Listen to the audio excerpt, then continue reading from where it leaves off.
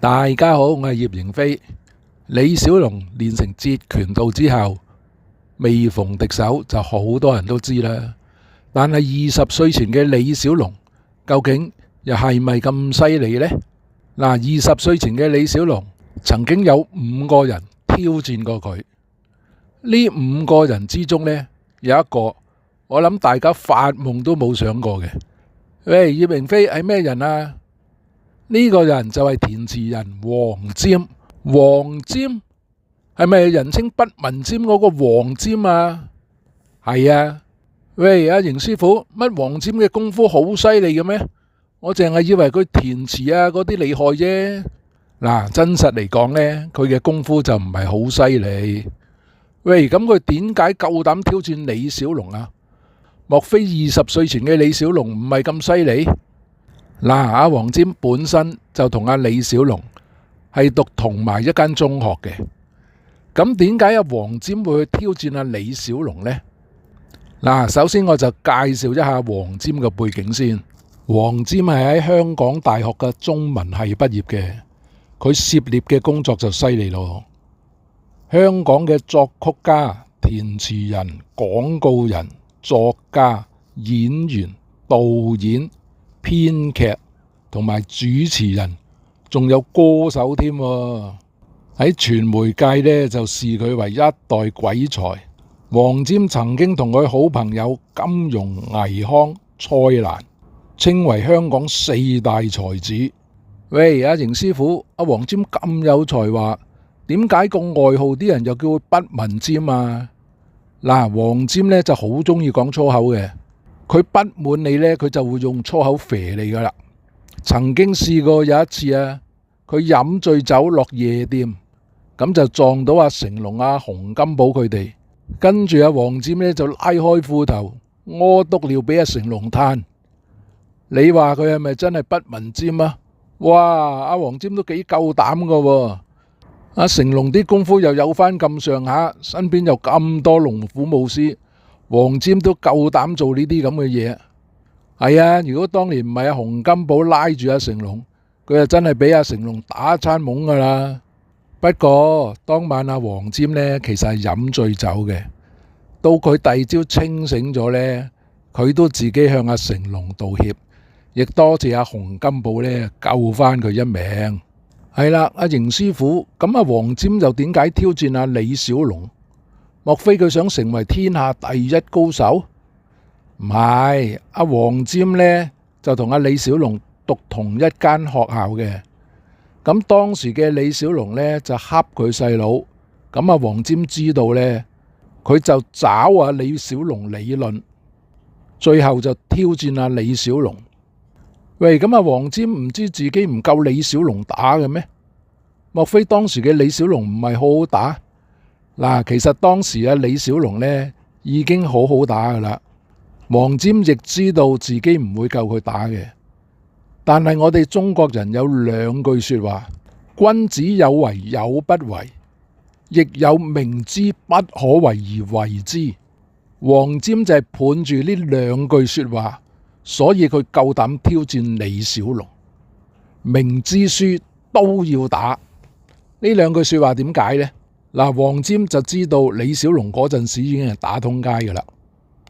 咁但係因為自己個細佬俾人恰，自己身為佢阿哥，如果自己怕懦弱，唔敢保護自己嘅細佬，咁自己仲點配得上做人哥哥呢？咁所以黃霑佢明知唔夠李小龍打，但係都要挑戰李小龍，呢個就係明知不可為而為之。所以黃霑都算有種啊！嗱，我又攞個我嘅親身經驗同大家分享。我記得我喺6、7歲嘅時候呢，我住嗰笪地方呢，附近呢就有一隻狗，我哋就起個名叫黐線狗。咁嗰隻狗呢，就見到啲細路呢就好中意追啲細路嘅，但係當時啲細路呢就好中意去揾嗰隻狗嘅，當係一種探險。咁我有一日就食住隻香蕉，咁就去揾嗰隻黐線狗啦。哇！離遠30尺，我見到嗰隻黐線狗，哇！我即刻掉頭走。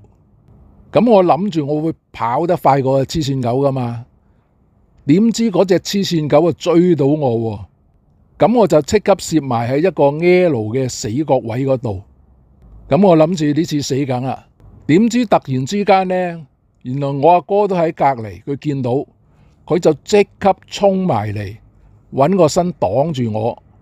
當時我阿哥高我差唔多成個頭嘅，咁嗰隻黐線狗啊好怪喎，我係咁樣撲佢又唔咬我阿哥喎，係咁樣撲落我度，我阿哥就頂住，因為嗰個係 L 死角位嚟噶嘛，啱啱我阿哥就夠高大就頂住咗個位，嗰隻黐線狗就埋唔到我身，咁嗰隻黐線狗呢，最後呢，佢就自己走咗啦。嗱，所以我就感受到當時阿黃霑嗰個諗法同嗰個做法，點解佢會咁呢？我阿哥都係啊，我阿哥平時都好怕隻黐線狗噶，但係佢見到佢細佬有事，佢寧願挺身而出，你咬就咬佢，我阿哥都唔識還手噶。咁好在嗰隻黐線狗就冇咬我阿哥，佢係淨係想咬我，最後嘅黐線狗就咬我唔到，咁佢就走咗就算，咁我就執翻一身彩。嗱，所以做人阿哥呢，唔係易做噶。喂，咁啊，邢師傅，李小龍有冇接受佢挑戰啊？李小龍接受佢挑戰啊，因為當時嘅李小龍佢唔俾人恰得噶嘛，佢咪當練習咯。咁最後阿黃霑同佢打成點啊？黃霑啊俾佢打到跌咗落地下，塊面仲擦到嗰啲沙損咗。嗱，呢件事後尾就係黃霑喺視頻講翻出嚟嘅。嗱，第二個同阿李小龍格鬥嘅人呢，就係喺阿李小龍17歲嘅時候發生嘅。係點樣發生法呢？當時李小龍就參加咗一個香港校際拳擊比賽，咁喺嗰個過程之中呢，佢就擊敗咗好多個對手啦，跟住就同最後一個對手就爭冠軍。嗰個對手就叫做查理歐文，原來就係同佢同一間學校嘅噃。原來呢個對手先前已經參加過3次呢個比賽嘅咯，3次都攞到冠軍喎。哇！原來係3連冠冠軍高手。咁啊，李小龍夠唔夠佢嚟呢？嗱，呢個比賽呢就打3個回合嘅，頭2場李小龍同佢打都好吃力啊，打到第3場李小龍都 KO 佢唔到噶，不過以點數取勝嘅咋，所以唔係一面倒噶。咁但係喺嗰陣時呢，已經睇見阿李小龍啲功夫呢有小成啦。嗱，第3個同阿李小龍格鬥又係個咩人呢？當時嘅李小龍呢已經去咗美國噶啦。咁佢有一日自己喺個街上嗰度行啦，咁就同一個年青人有碰撞，因為當時2個都係年青人，唔好老皮，咁就發生爭執啦。咁對方竟然呢一拳打落李小龍度，哇！興到阿李小龍，跟住就衝埋去還拖啦。李小龍就連對方嗰個牙都打甩埋。呢件事啊鬧咗上去差館，後尾發覺呢個年青人呢，原來個爸爸係差人嚟嘅。之後李小龍呢就道歉同埋賠錢，咁呢件事呢先搞掂咗。嗱，第4個同阿李小龍格鬥呢係一個外國人嚟嘅，佢嗰個身高啊有6尺幾，重啊230磅以上。對李小龍嚟講啊，可算係一個巨人啊！咁點解佢會同阿李小龍格鬥起上嚟呢？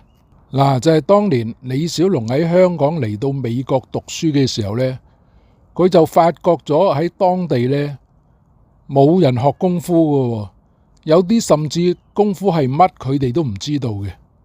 咁啊，李小龍個心諗唔得，我要將中國武術呢喺呢笪地方傳開去。我要每個人都知咩叫中國功夫。咁終於佢喺學校嗰度呢就收咗第一個弟子啦。嗰個弟子呢係一個黑人嚟嘅，個名呢就叫傑西。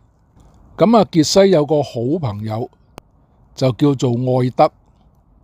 咁啊，愛德呢就係頭先講嗰個6尺幾高、230磅以上嘅巨人。佢就好唔明白阿傑西點解要拜一個咁矮細嘅李小龍為師傅？咁佢個心諗，咁細粒點打得啊？咁於是呢，佢就領教下李小龍喎。咁啊，李小龍話冇問題啊，因為李小龍個心諗，我喺度推廣功夫就係想收弟子，啱啦。你咁高大挑戰我打贏你之後，你幫我傳開去都係一個宣傳嚟嘅。咁啊，李小龍呢就客氣就叫對方出招先啦。咁因為愛特自己都係一個學生，佢見李小龍咁瘦弱，咁個心諗，喂，我一拳打落佢度，佢攣低嘅喎。咁就問清楚啊李小龍啦，你真係同我打？咁佢反覆就問咗李小龍幾次，李小龍開始有啲煩啦。大家都知啦，李小龍嘅性格有啲燥噶嘛，咁啊叫佢快啲啦。咁啊愛特啊出招啦，點知啊愛特一出隻，阿李小龍已經用個掌封住佢個喉嚨啦。咁啊嚇到愛特成個都呆咗。哇！佢估唔到啊李小龍出手咁快嘅，後尾仲拜阿李小龍為師，成為阿李小龍個學生。第5個同阿李小龍格鬥嗰個人呢，就係學習柔道同空手道嘅，佢本身仲係黑帶嚟嘅。